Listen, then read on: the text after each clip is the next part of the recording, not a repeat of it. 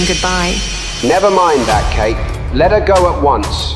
Kate removed her foot from Alessandra's hand and then stomped on the floor like a toddler. Remember your place, freak. She hissed to Alessandra before storming off.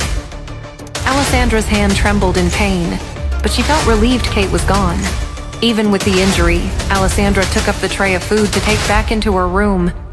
Alessandra! The Baron inched closer to his daughter. Tell me what happened last night. Did you sabotage Kate's marriage prospects with the Duke? No food came last night, and I was hungry. The garden is off limits, so I thought I could run by quickly. That is all. A scowl appeared on Desmond's face. Many people believed the rumor about Alessandra cursing someone and making them die all because of a coincidence. What did you talk about? He demanded an answer. Alessandra kept her head down low and said, He only wanted to make sure he could smoke there, and talked about Kate as a marriage candidate. Really? Desmond's eyes lit up at this. He was worried Kate had not seduced the Duke last night, but now it seemed she had an effect on Edgar after all. That man is so strange. He probably wants to observe her a little longer. This is good. Edgar was someone Desmond needed to help him crawl out of the debt he buried himself in. It wasn't easy to live as grand as he used to with his finances decreasing over the years. Kate finding a rich husband was their only hope. Still, you should not have gone out.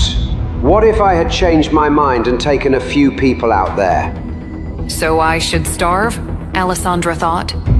I am sorry, Father. Fine, fine. There's absolutely no point in scolding you.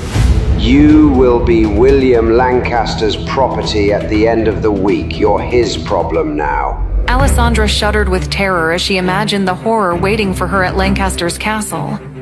Desmond was worried, but since Edgar mentioned nothing, he assumed it meant that Alessandra had not offended him. You must be bored in your room all the time. Let me get you some entertainment before you go off to your new life with Sir William. Name anything and I shall fetch it right away.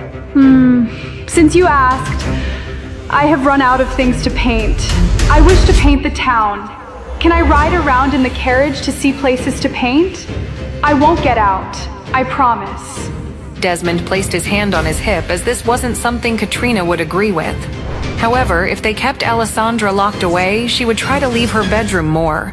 It was best to give her a little bit of freedom. After what Kate just did, he had to do something to make it up to her. Promise me you won't leave the carriage. I promise. Alessandra grinned. Back at his estate, Edgar was enjoying a much better morning than Alessandra. Young master, I have brought your breakfast. The butler, Alfred said as he entered Edgar's study with a tray. He found it odd Edgar was not seated at his desk as he normally would. Instead, Edgar was peering out his window, which had a clear view of the entrance of his home. Alfred placed the tray down on the desk and straightened it out before turning around to see if there was anything else Edgar would need. Unfortunately, it did not seem like Edgar realized he was even there. Young master. Alfred called out again. Good morning, Alfred. Edgar looked away from the window to Alfred standing behind him. Thank you for breakfast. Are you expecting guests? Should I prepare breakfast for them or have drinks prepared? Alfred figured that was the reason Edgar was staring out the window. The only person Edgar did this for was his mother, but it wasn't due to him being excited about her visit. Instead, Edgar did this to see who was tagging along with his mother so he would know to abruptly leave home. I am honestly not sure. I gave her the invitation, but it is not certain she will arrive, unless she is truly desperate. Edgar went back to looking out his window. He was curious to see if Alessandra really would visit him. She was never seen out in public, so her coming all the way here to make a marriage contract with him was intriguing. A woman? Visiting? In broad daylight? Alfred was utterly surprised. Edgar frowned, turning to look at Alfred once again. What are you trying to say, Alfred? That I am some kind of... Yes. Alfred bowed. Edgar couldn't believe Alfred had answered honestly. Had it been anyone else, Edgar would have fired them. But Alfred was a longtime friend and father figure.